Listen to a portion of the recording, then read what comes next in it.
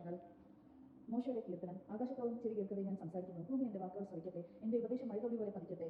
എന്റെ വാക്കുകൾ ഹിമ കണങ്ങൾ പോലെ പൊഴിക്കട്ടെ. ഇവ ഇളം പുല്ലിന്റെയും മൃദുലമായ മഴ പോലെയും സസ്യങ്ങളുടെ മേൽ വർഷധാര പോലെയും ആകട്ടെ. കർത്താവിന്റെ നാമം ഞാൻ പ്രഘോഷിക്കും. നമ്മുടെ ദൈവത്തിന്റെ മഹത്വം പ്രകീർത്തിക്കുകയും. കർത്താവ് പാറയാകുന്നു. അവിടുത്തെ പ്രവൃത്തി പരിപൂർണവും അവിടുത്തെ വഴികൾ നീതിയുക്തവുമാണ്. തിന്മ അറിയാത്തവനും വിശ്വസ്തനുമാണ് ദൈവം. അവിടുന്ന് നീതിമാനും സത്യസന്ധനുമാണ്. അവിടുത്തെ മുൻപിൽ അവർ മ്ലേച്ഛത പ്രവർത്തിച്ചു. അവർ അവിടുത്തെ മക്കളല്ലാതായി. ദുഷ്ടവും വക്രവുമായ തലമുറയാണ് അവരുടേത്.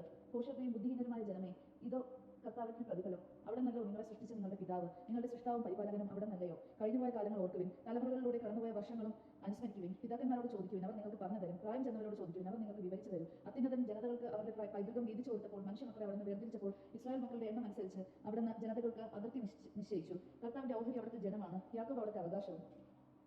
അവിടുന്ന് അവനെ മരുഭൂമിയിൽ ശൂന്യത ഓരിയിടുന്ന മണലാരണ്യത്തിൽ കണ്ടെത്തി. അവനെ വാരിപ്പുണർന്ന് താൽപര്യപൂർവ്വം പരിചരിച്ച് തന്റെ കണ്ണിലുണ്ണിയായി സൂക്ഷിച്ചു.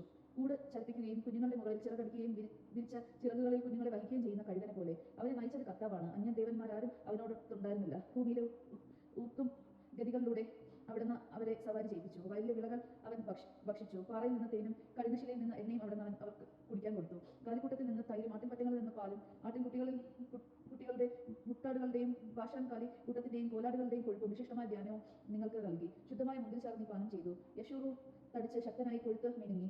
അവൻ തന്നെ സൃഷ്ടിച്ച ദൈവത്തെ ഉപേക്ഷിക്കുകയും തന്റെ രക്ഷകരായ പാറയെ പുച്ഛിച്ചു തള്ളുകയും ചെയ്തു. അന്യദേവന്മാരെ കൊണ്ട് അവർ അവിടുത്തെ അസൂയ പിടിപ്പിച്ചു. നിന്ദ്യകർമ്മങ്ങൾ കൊണ്ട് വിധനാക്കി. ദൈവമല്ലാത്ത ദുർദേവതകൾക്ക് അവർ ബലിയർപ്പിച്ചു. അവൻ അറിയുകയോ നിങ്ങളുടെ പിതാക്കന്മാർ ഭയപ്പെടുകയും ചെയ്തിട്ടില്ലാത്തവരും പുതുതായി പ്രത്യക്ഷപ്പെട്ടവരുമാണ് ഈ ദേവന്മാർ. നിനക്ക് ജന്മം നൽകിയ ശിലയെ നീ അവഗണിച്ചു. നിനക്ക് രൂപമേകിയ ദൈവത്തെ നീ വിസ്മരിച്ചു. കർത്താവ് അത് കാണുകയും നിന്റെ പുത്രിപുത്രന്മാരുടെ പ്രകോപനം നിമിത്തം അവരെ വെറുക്കുകയും ചെയ്തു. അവിടുന്ന് പറഞ്ഞു, അവരിൽ നിന്ന് എന്റെ മുഖം ഞാൻ മറയ്ക്കും. അവർക്ക് എന്ത് സംഭവിക്കുമെന്ന് എനിക്ക് കാണണം. അവർ വക്രവും അവിശ്വസ്തതയും ആയ തലമുറയാണ്. ദൈവം എല്ലാത്തതിനെ കൊണ്ട് അവർ എന്നിൽ അസൂയ ഉണർത്തി. മിഥ്യാമൂർത്തികളാൽ അവർ എന്നെ പ്രകോപിച്ചു. അതിനാൽ ജനത ഇല്ലാത്തവരെ കൊണ്ട് അവരിൽ ഞാൻ അസൂയ ഉണർത്തതും ഭോഷന്മാരുടെ ഒരു ജനതയെ കൊണ്ട് അവരെ ഞാൻ പ്രകോപിക്കും. എന്റെ ക്രോധത്തിൽ നിന്ന് അഗ്നി ജ്വലിച്ചിരുന്നു. പാതാള ഗർത്തം വരെയും അത് കത്തിയിറങ്ങും. ഭൂമിയും അതിന്റെ വിളവുകളെയും അത് വിഴുങ്ങുന്നു. പർവ്വതങ്ങളുടെ അടിത്തറകളെ അത് ദഹിപ്പിക്കുന്നു. അവരുടെ മേൽ ഞാൻ തിന്മ കൂട്ടും. എന്റെ അസ്ത്രങ്ങൾ ഒന്നൊഴിയാതെ അവരുടെ മേൽ വർഷിക്കും. വിഷപ്പ് അവരെ കാർന്നു തിന്നും. ദഹിപ്പിക്കുന്ന ചൂടും വിഷവ്യാധിയും അവരെ വിഴുങ്ങും. ഹിംസ ജന്തുക്കളെയും വിഷപ്പാമ്പുകളുടെയും ഞാൻ അവരുടെ മേൽ അയക്കും. വെളിയിൽ വാളും സങ്കേതത്തിനുള്ളിൽ ഭീകരതയും യുവാവിനെയും കന്യയെയും ശിശുവിനെയും വൃദ്ധനെയും ഒന്നുപോലെ നശിപ്പിക്കും. അവരെ ഞാൻ ചിതർപ്പിച്ചു കളയും. ജനതകളുടെ ഇടയിൽ നിന്ന് അവരുടെ ഓർമ്മ പോലും തുടച്ച് നീക്കും. ഞാൻ പറയുമായിരുന്നു, എന്നാൽ ശത്രു പ്രകോപനപരമായി പെരുമാറുകയും എതിരാളികളിൽ അഹങ്കാരമതരായി തങ്ങളുടെ കരം വിജയിപ്പിച്ചിരിക്കുന്നു. കർത്താവല്ല ഇത് ചെയ്തതെന്ന് പറയുകയും ചെയ്തേക്കുമെന്ന് ഞാൻ ഭയപ്പെട്ടു. ആലോചനയില്ലാത്ത ഒരു ജനമാണവർ, വിവേകവും അവർക്കില്ല.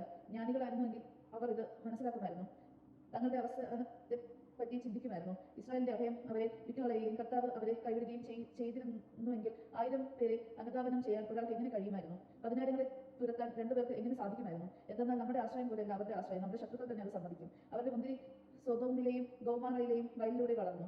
അതിന്റെ പഴങ്ങൾ വിഷമാണ്, കുലങ്ങൾ തിക്തവും. അവരുടെ വീന് കരാള സർപ്പത്തിന്റെ വിഷമാണ്, ക്രൂര സർപ്പത്തിന്റെ കൊടിയ വിഷം.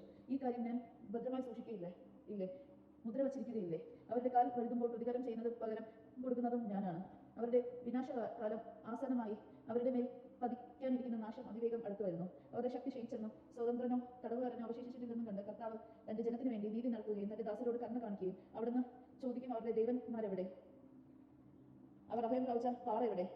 അവർ അർപ്പിച്ച ബലികളുടെ കൊഴുപ്പ് ആസ്വദിക്കുകയും കാഴ്ചവച്ച വീണ് കുടിക്കുകയും ചെയ്ത ദേവന്മാരെവിടെ? അവർ എഴുന്നേറ്റ് നിങ്ങളെ സഹായിക്കട്ടെ. അവരായിരിക്കട്ടെ നിങ്ങളുടെ സംരക്ഷകൻ. ഇതാ ഞാൻ മാത്രമാണ് ദൈവം, ഞാനല്ലാതെ വേറൊരു ദൈവമില്ല. കൊല്ലുന്നവനും ജീവിക്കുന്നതിനും ഞാൻ മുറിവേൽപ്പിക്കുന്നതിനും സുഖപ്പെടുത്തുന്നതും ഞാൻ തന്നെ. എന്റെ കയ്യിൽ നിന്ന് രക്ഷപ്പെടുത്തുക ആർക്കും സാധ്യമല്ല. ഇതാ സ്വർഗ്ഗത്തിലേക്ക് കരമുയർത്തി ഞാൻ പ്രഖ്യാപിക്കുന്നു, ഞാനാണ് എന്നേക്കും ജീവനുള്ളവൻ. തിളങ്ങുന്ന വാളിന് ഞാൻ മൂർച്ച കൂട്ടും വിധത്തിൽ വിധി തീർപ്പ് കയ്യിലെടുക്കും. എന്റെ ശത്രുക്കളോട് ഞാൻ പകവെക്കും. എന്നെ വെറുക്കുന്നവരോട് പ്രതികാരം ചോദിക്കും. എന്റെ അസ്ത്രങ്ങൾ രക്തം കുടിച്ച് മതിക്കും.